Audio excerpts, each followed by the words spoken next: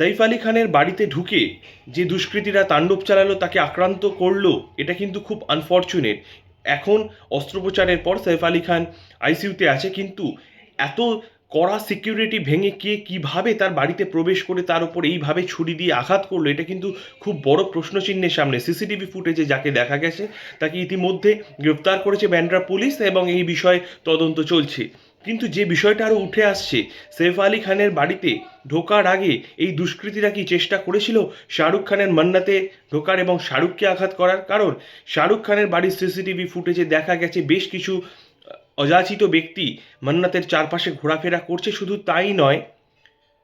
তাই নয়, মান্নাতের যে দেওয়াল, তার উপরে যে কাঁটাতারের বেড়া ছিল, সেই কাঁটাতারের বেড়া ওপ্রানো অবস্থায় বহু জায়গায় দেখা গেছে। তাহলে কেউ বা কি কারা সেটা টপকে ঢুকতে চেষ্টা করেছিল বা শাহরুখকেও আঘাত আনতে চেষ্টা করেছিল? আরও বেশি করে সিকিউরিটি বাড়ানো উচিত এবং এই বিষয়ে প্রত্যেক সুপারস্টারকে নজর দেওয়া উচিত।